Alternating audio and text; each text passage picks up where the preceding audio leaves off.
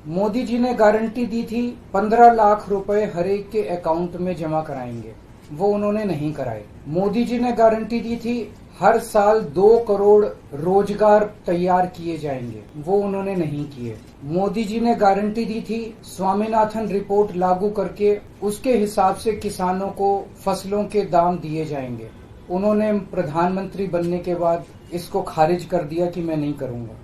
इसके पहले जब जब चुनाव आए, केजरीवाल ने गारंटी दी थी दिल्ली में और पंजाब में बिजली मुफ्त करेंगे, हमने बिजली मुफ्त कर दी। हमने गारंटी दी थी बिजली 24 घंटे करेंगे, हमने बिजली 24 घंटे कर दी। हमने गारंटी दी थी शानदार स्कूल बनाएंगे, हमने बच्चों की शिक्षा के लिए शानदार स्कूल बनाए। तो एक तरफ है मोदी की गारंटी, एक तरफ है केजरीवाल की गारंटी।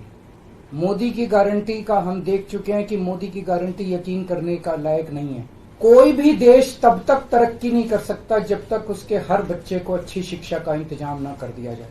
अगर किसी देश के अंदर ढेरों लोग अनपढ़ हैं, अगर किसी देश के अंदर ज्यादा बच्चे, कई बच्चों को बिलो स्टैंडर्ड, सब क्वालिटी, गंदी बेकार शिक्षा मिलती है, वो देश कभी आगे नहीं बढ़ सकता। तो सब लोगों को अच्छे इलाज का इंतजाम करेंगे। आज अगर किसी को के घर में कोई बीमार हो जाए, बड़ी बीमारी हो जाए, सरकारी अस्पतालों का बुरा हाल है पूरे देश के अंदर और प्राइवेट वालों ने लूट मचा रखी है। चीन ने हमारे देश की जमीन पे कब्जा कर लिया।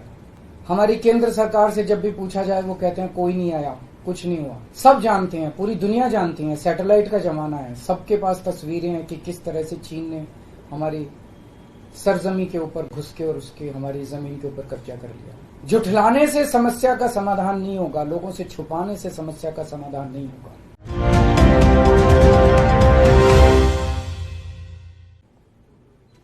आप सब लोगों को मेरा नमस्कार। आज हम इस लोकसभा चुनाव के लिए केजरीवाल की 10 गारंटियों का ऐलान करने जा रहे हैं।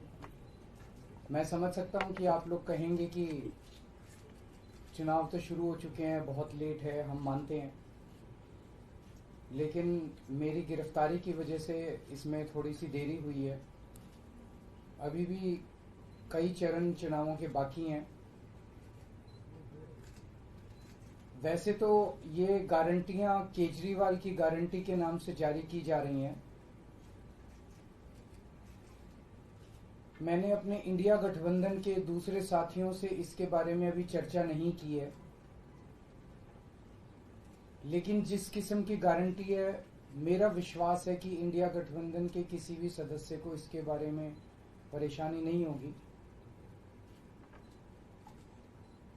लेकिन ये केजरीवाल की गारंटी है तो मैं इसकी गारंटी लेता हूं कि मैं अब इंडिया गठबंधन की सरकार बनने के बाद इन सब गारंटियों को मैं अपने सभी साथियों से पूरी करवाऊंगा। ये जो गारंटी हैं 10, ये एक तरह से नए भारत का विजन है। इनमें कई ऐसे काम हैं जो पिछले 75 साल में हो जाने चाहिए थे, जो भी कारण रहे नहीं हो पाए। इनमें कई ऐसे काम हैं जिनके बिना कोई भी राष्ट्र शक्तिशाली नहीं बन सकता। मूलभूत काम है, किसी भी राष्ट्र की फाउंडेशन का काम है, नींव रखने का काम है, उसके बिना राष्ट्र आगे नहीं बढ़ सकता। उन कामों को युद्ध स्तर के ऊपर अगले 5 साल के अंदर पूरा किया जाएगा। इसमें वो गारंटियां हैं जो इस देश के लोगों को महंगाई और रोजगार से छुटकारा दिलाएंगी, उनसे उन लोगों को रिलीफ दिलवाएंगी। आजकल देश में मोदी की गारंटी की भी चर्चा चल रही है। मोदी जी की पुरानी गारंटियों के बारे में मैं थोड़ा सा नजर डालना चाहूंगा। जनता तय कर लेगी कि मोदी की गारंटी पे विश्वास करना है कि केजरीवाल की गारंटी पे विश्वास करना है। मोदी जी ने गारंटी दी थी 15 लाख रुपए हर एक के अकाउंट में जमा कराएंगे, वो उन्होंने नहीं कराए। मोदी जी ने गारंटी दी थी हर साल 2 करोड़ रोजगार तैयार किए जाएंगे, वो उन्होंने नहीं किए। मोदी जी ने गारंटी दी थी स्वामीनाथन रिपोर्ट लागू करके उसके हिसाब से किसानों को फसलों के दाम दिए जाएंगे। उन्होंने प्रधानमंत्री बनने के बाद इसको खारिज कर दिया कि मैं नहीं करूंगा। मोदी जी ने गारंटी दी थी कि 2022 तक किसानों की इनकम डबल हो जाएगी, वो नहीं की उन्होंने। मोदी जी ने गारंटी दी थी कि 2022 तक इस देश के हर घर के अंदर 24 घंटे बिजली का इंतजाम किया जाएगा। आज भी देश के कोने कोने तो छोड़िए, देश के कई शहरों के अंदर बिजली के लाले पड़े हुए हैं, बिजली के बड़े बड़े लंबे लंबे पावर कट लगते हैं।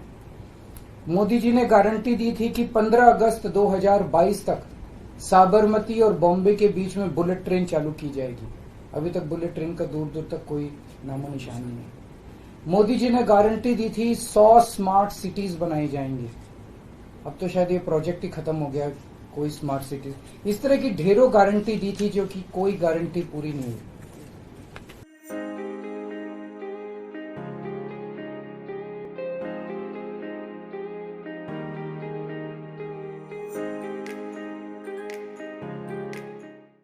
इसके पहले जब जब चुनाव आए, केजरीवाल ने गारंटी दी थी दिल्ली में और पंजाब में बिजली मुफ्त करेंगे।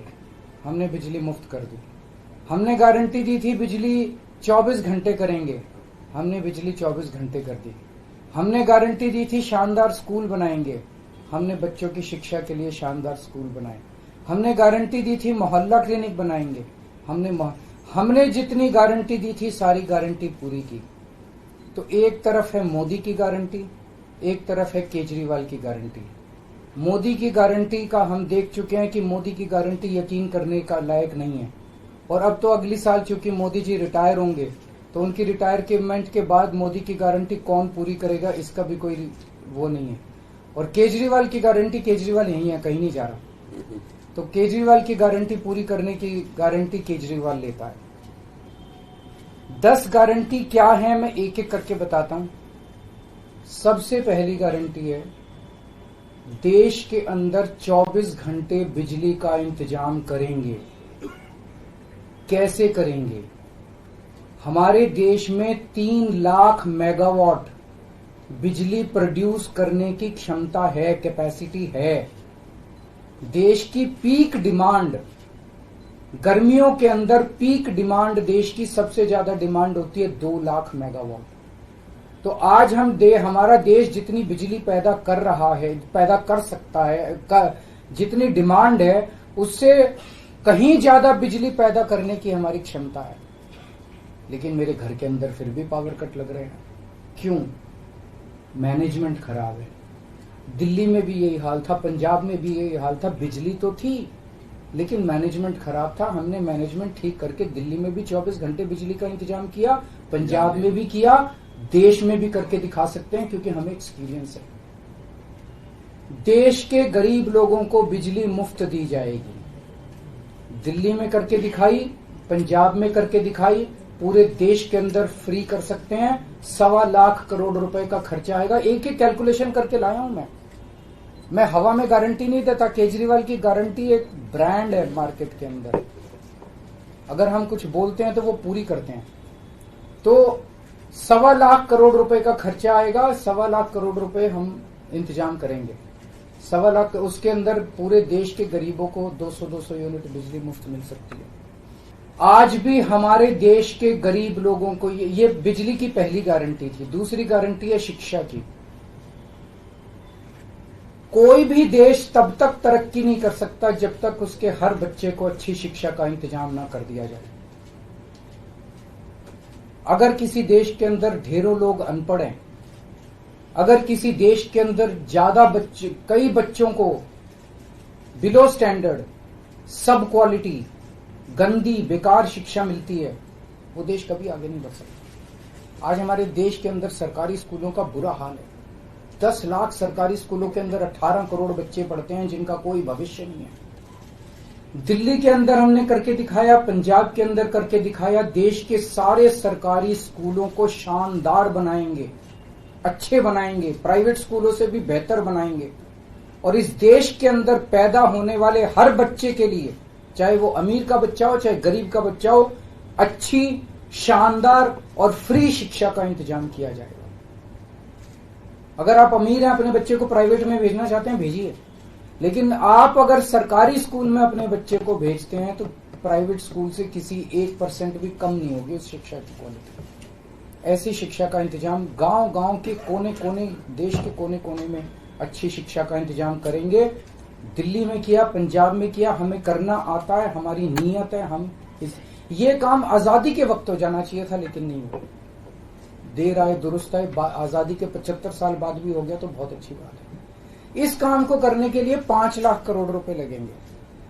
2.5 लाख करोड़ रुपए केंद्र सरकार देगी, 2.5 लाख करोड़ रुपए राज्य सरकार देगी। हर साल 5 साल में हर साल 50,000 करोड़ रुपए का खर्चा आएगा केंद्र सरकार को। 50,000 करोड़ तो कुछ भी नहीं। अगर 50,000 करोड़ रुपए सालाना खर्चे में मेरे देश के बच्चा अगर 18 करोड़ बच्चों को अच्छी शिक्षा मिल जाए, इससे अच्छा और क्या हो सकता है। तीसरा, स्वास्थ्य। अगर मेरे देश की जनता स्वस्थ होगी, बीमारी नहीं होगी, तो देश तरक्की करेगा। पढ़ी लिखी जनता होगी, स्वस्थ जनता होगी, तो ये 140 करोड़ लोग ही तो इस देश को आगे ले जाएंगे। कोई एक प्रधानमंत्री थोड़ी देश को आगे ले जाता है, जनता आगे ले जाती है। तो सब लोगों को अच्छे इलाज का इंतजाम करेंगे। आज अगर किसी को के घर में कोई बीमार हो जाए, बड़ी बीमारी हो जाए, सरकारी अस्पतालों का बुरा हाल है पूरे देश के अंदर, और प्राइवेट वालों ने लूट मचा रखी है। पूरे देश में कोने कोने में, हर गांव में, हर मोहल्ले में मोहल्ला क्लिनिक खोला जाएगा। शानदार डिस्ट्रिक्ट हॉस्पिटल जितने, उनको मल्टी स्पेशलिटी बना के उनको शानदार प्राइवेट हॉस्पिटल्स की तर्ज पे बनाया जाएगा। और इस देश में पैदा होने वाले हर व्यक्ति का पूरा इलाज मुफ्त होगा, इंश्योरेंस के आधार पे नहीं होगा। ये बहुत बड़ा स्कैम है। जितनी सरकारी, राज्य सरकारें, केंद्र सरकार इंश्योरेंस आधारित जो स्कीम बनाती हैं, ये सब बहुत स्कैम है इंश्योरेंस कंपनीज के साथ। हम इंफ्रास्ट्रक्चर क्रिएट करेंगे, कोने कोने के अंदर, गांव गांव के अंदर इंफ्रास्ट्रक्चर क्रिएट करेंगे, हेल्थ इंफ्रास्ट्रक्चर क्रिएट करेंगे, अस्पताल बनाएंगे, मोहल्ला क्लिनिक बनाएंगे, ताकि लोग वहां जाके अपना इलाज करा सकें। और सबका इलाज मुफ्त होगा, चाहे अमीर हो चाहे गरीब हो। इसके लिए भी 5 लाख करोड़ रुपए का खर्चा आएगा। 2.5 लाख करोड़ राज्य सरकार देगी, 2.5 लाख करोड़ केंद्र सरकार देगी। 5 साल के अंदर 5 लाख करोड़ रुपए, हर साल 50-50 हजार करोड़ का खर्चा आएगा। राष्ट्र सर्वोपरि, हमारी चौथी गारंटी। चीन ने हमारे देश की जमीन पे कब्जा कर लिया। हमारी केंद्र सरकार से जब भी पूछा जाए, वो कहते हैं कोई नहीं आया, कुछ नहीं हुआ। सब जानते हैं, पूरी दुनिया जानती है, सैटेलाइट का जमाना है, सबके पास तस्वीरें हैं कि किस तरह से चीन ने हमारी सरजमी के ऊपर घुस के और उसके हमारी जमीन के ऊपर कब्जा कर लिया। जुठलाने से समस्या का समाधान नहीं होगा, लोगों से छुपाने से समस्या का समाधान नहीं होगा। हमारे देश की सेना के अंदर बहुत ताकत है। हमारे देश की सेना को एक बार इजाजत तो दीजिए, उसको स्वतंत्रता तो दीजिए काम करने की। वो देखिए आपको जीत के लाती है। तो हमारे देश की जितनी जमीन पे चाइना ने कब्जा किया हुआ है, उस जमीन को चाइना के कब्जे से छुड़वाएंगे।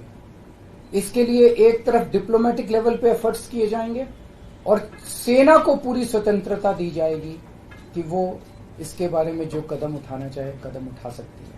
सेना को आज जो रोका जा रहा है वो रोका नहीं जाएगा। आज हमारी ये अग्निवीर योजना जो है कि हमारे युवाओं को फौज में भर्ती करके 4 साल के बाद निकाल दिया जाता है। लोगों की एक ओनरशिप नहीं बनती।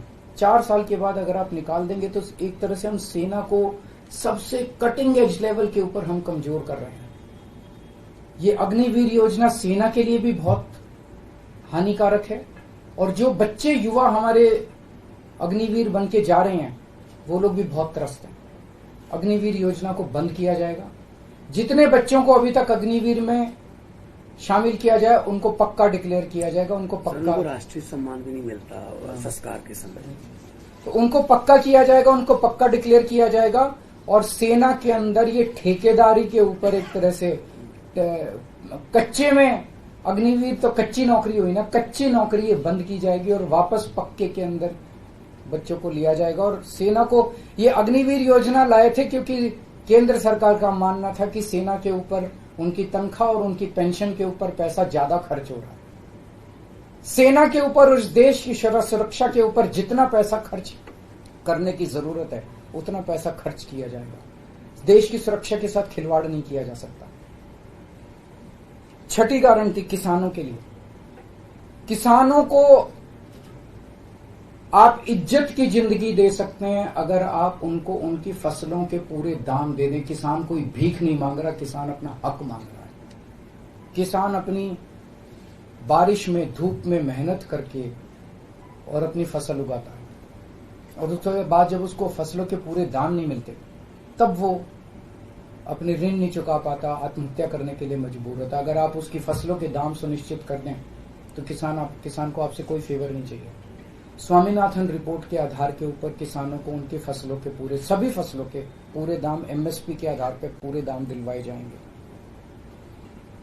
7वीं गारंटी, दिल्ली को पूर्ण राज्य का दर्जा दिलवाया जाएगा, जो दिल्ली वासियों का कई दशकों से दिल्ली के लोगों का हक है।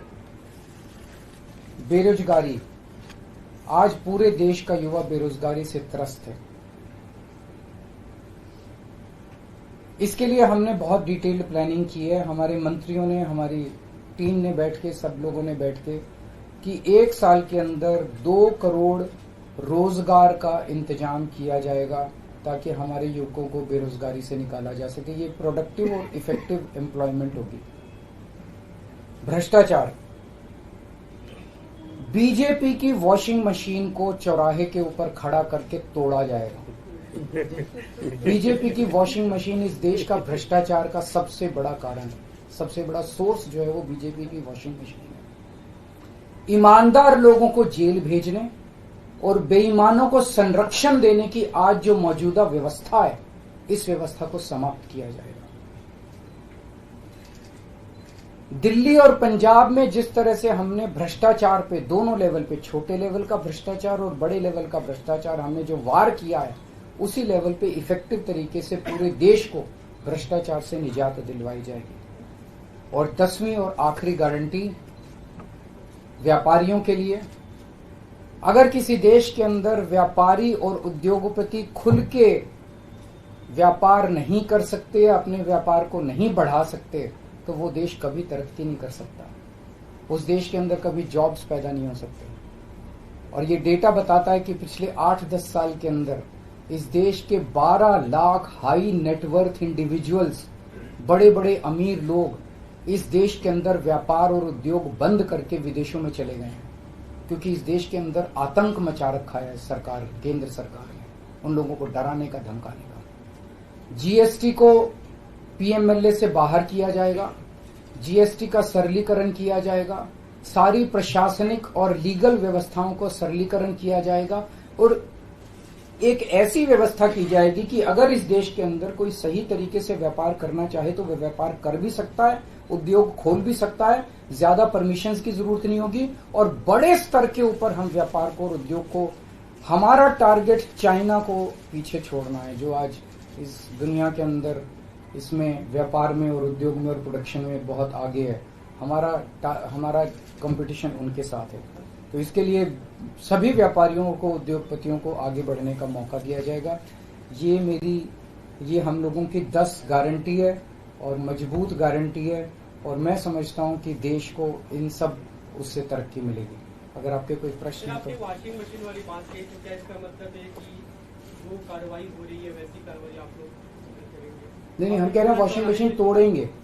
हम ये कह रहे हैं कि आज ईमानदार लोगों को पकड़ पकड़ के जेल भेजा जा रहा है, बेईमानों को वो अपनी पार्टी में शामिल करके संरक्षण देते हैं और उनको ईडी और सीबीआई के केस, ये व्यवस्था बंद की जाएगी।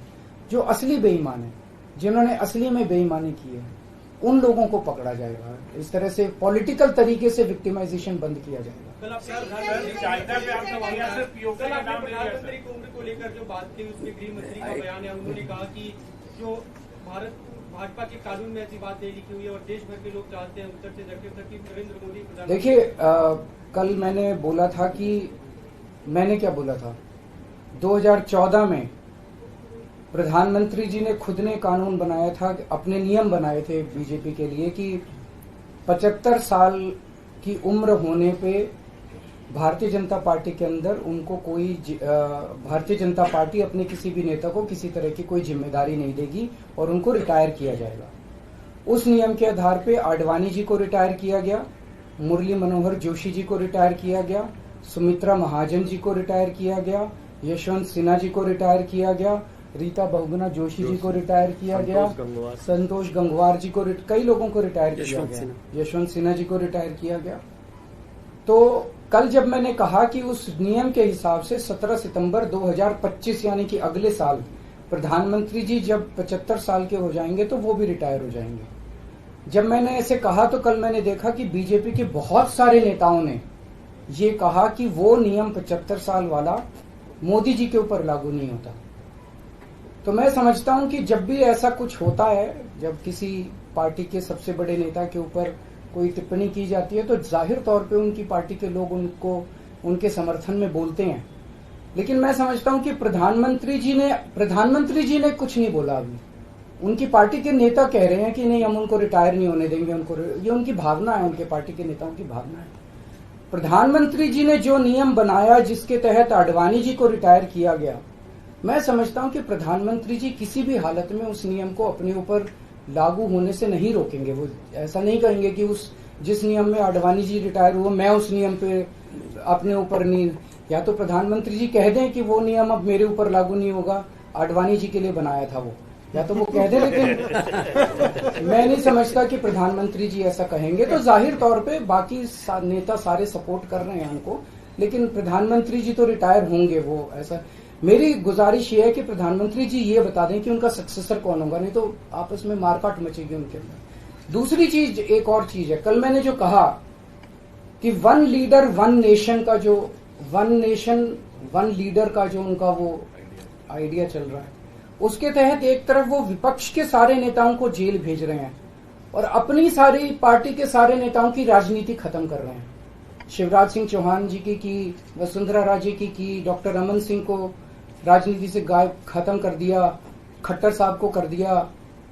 और अब जब मैंने जनता से पूछा, सारी जनता बोली योगी जी का अगला नंबर है। तो कल इनकी पार्टी के सारे नेताओं ने मोदी जी के लिए तो कहा कि मोदी जी पे 75 साल वाला लागू नहीं होगा, लेकिन एक भी नेता ने ये नहीं कहा कि योगी जी को नहीं हटाया जाएगा। तो एक तो ये पक्की हो गई पिछले 24 घंटे में बात कि अगले 2 महीने के अंदर योगी जी को उत्तर प्रदेश के सीएम से हटाया जा रहा है। इस देश के बच्चे की जुबान पे ये था कि योगी जी को अगले 2 महीने में चुनाव जीतते ये लोग हटाएंगे। तो ये बात तो कल पक्की होगी कि योगी जी को हटाया जा रहा है। सर, आपने अक्साई जी का नाम लिया पर पीओके का नाम नहीं लिया। पीओके पे क्या रणनीति रहेगी हमारी? बिल्कुल, वो इसका हिस्सा है, भारत का हिस्सा है, उसको भी वापस लेके रहेंगे। आप पीएम की गारंटी के सापेक्ष अपनी गारंटी लाए हैं, आपने अपने कुलीग से भी बात नहीं की। सबसे बात करके लाया हूं मैं। जो इंडिया अलायंस है आपको नहीं, मैं सहमत हूं, मैं उसके लिए माफी मांगता हूं। मैं इंडिया अलायंस के सभी पार्टनर से, क्योंकि समय कम था, चुनाव आधा बीत चुका है, मैं माफी मांगता हूं उनसे। लेकिन मैं समझता हूं कि स्कूल खोलने पे, अस्पताल खोलने पे उनको आपत्ति नहीं होनी चाहिए। और मैं समझता हूं उनसे जब गारंटी है आपकी, तो क्या लगता है कि चुनाव बाद अगर इंडिया गठबंधन आता है तो आपकी पीएम पद के लिए ना, मैं पीएम पद में, लेकिन जो भी सरकार बनेगी उस सरकार से मैं करवा के लाऊंगा, मेरे पे भरोसा करो। Thank you. हाँ, एक गारंटी कर देते हैं।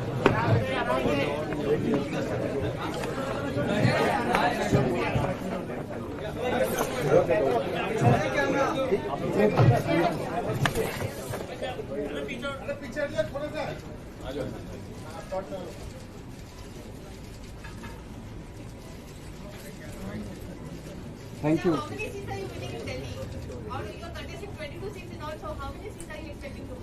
दिल्ली में सारी बीजेपी हारेगी सारी जितनी है माहौल। आप एक बार ही जाके देखो, आपको तो, आप तो सारे पत्रकार घूमते ही रहते हो।